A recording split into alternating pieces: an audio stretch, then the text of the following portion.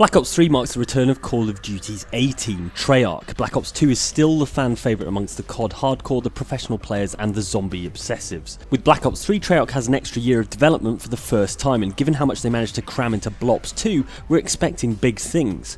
So what intel do we have so far? Here are the 8 things you need to know.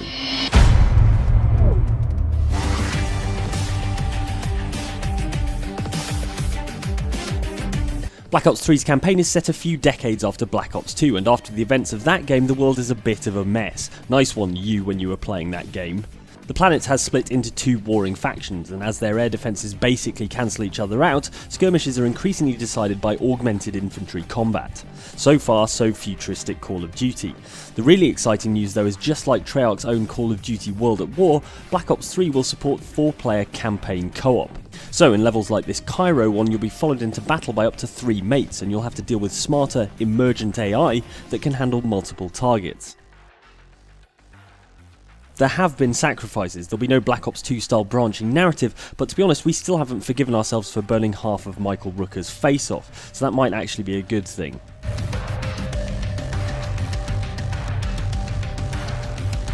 Because of the cooperative nature of the campaign, your character in co-op will now be fully customizable and come complete with their own progression system. A lot of this is tied into powers called cyber cores, which let you customize the powers that you want to use, and then allows you to use them whenever you like throughout the campaign, not at set points like the majority of the coolest exo abilities from Advanced Warfare. I was promised Magno gloves, damn it! Powers revealed so far include Immolation, which is basically the Devil's Kiss Vigor from Bioshock Infinite crossed with the Insect Swarm Plasmid from Bioshock, in that you fire what look like robot bees out of your hand and everyone catches fire, and Remote Hijack, which gives you the ability to remotely hack and take control of things like vehicles and drones to use for your own nefarious purposes.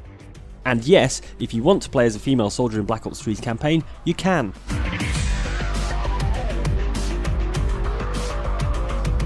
Every single year, Call of Duty's campaign gets clobbered over the head by critics for being too linear.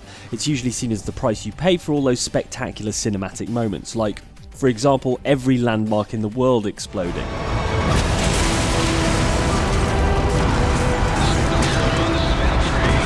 Treyarch tried to fix that linearity in Black Ops 2 with the slightly weird Strike Force missions that mixed COD with real-time strategy elements, which is sort of like mixing a game of football with carpet bowls elements. Black Ops 3 sticks with the shooting but opens out certain areas in the campaign to give 4 players enough room to run around. We're also promised multiple tactical options and approaches for getting an objective done. Combine that with the ability to customize your character for different playstyles, and the hope is that Black Ops 3 will introduce a first for a Call of Duty campaign: genuine replayability.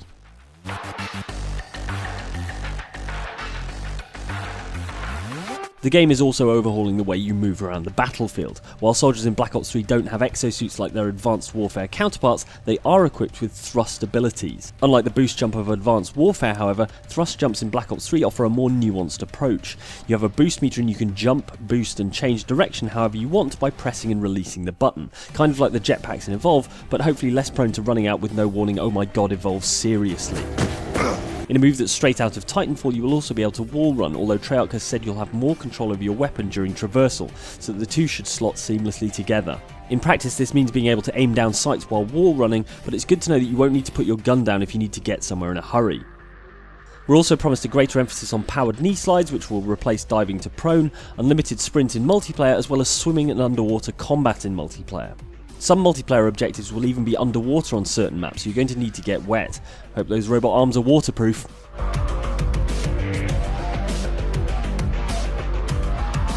Not much news on zombies yet, other than that it will be what Treyarch are calling a full game experience. They're unlikely to ditch their trademark open-ended wave-based combat, but there will be new story elements and a new XP system that allows for a progression that carries over between rounds.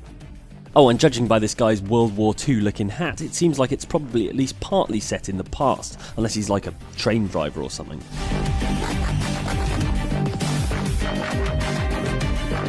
Also new to Black Ops 3's multiplayer are Specialists. These are 9 multiplayer classes which each feature their own weapon and an ability that can be selected prior to a match, and which are available for a short time after filling up a meter. Specialists are separate to your loadout, so you can't switch them mid-round. Pick one and you're stuck with it for the duration of the match. Each specialist is a proper character with a backstory, and so far 4 of the 9 have been revealed. There's Ruin, who can pound gravity spikes into the ground to create a powerful AoE attack, and whose ability is Overdrive, which increases movement speed for a short time. Then there's Seraph, who has access to a high caliber revolver called the Annihilator. Her ability is Combat Focus, a multiplier for your streak points so that you earn rewards faster. Next is Outrider, another female soldier who wields a compound bow called the Sparrow that is equipped with explosive bolts. Her ability is Vision Pulse, which much like Exo Ping from COD AW shows you the positions of enemies through walls. Finally there's Reaper, a robot who can use a minigun called the Scythe for a short time. Reaper also has access to an ability called Glitch that allows him to return to wherever he was a few seconds ago, handy if you round a corner into the path of a speculative RPG.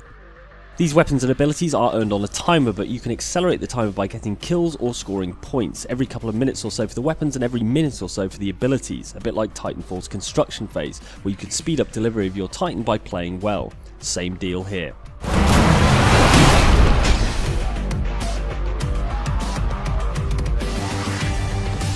Get ready for Deja Vu. Black Ops 3 features a gun customization feature called Gunsmith, almost exactly like the gun customization feature called Gunsmith in Ghost Recon Future Soldier.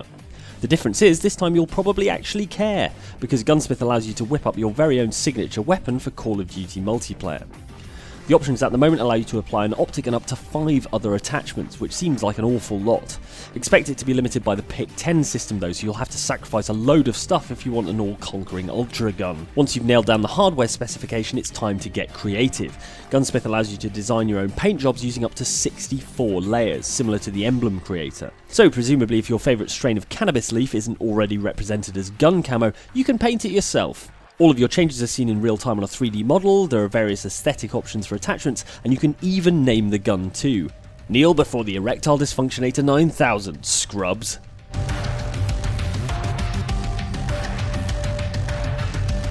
For the first time since World at War, this year's Call of Duty will have a multiplayer beta. That means Treyarch must be pretty confident in Black Ops 3's wall-running multiplayer, because a pre-release beta can kill a game just as easily as help it.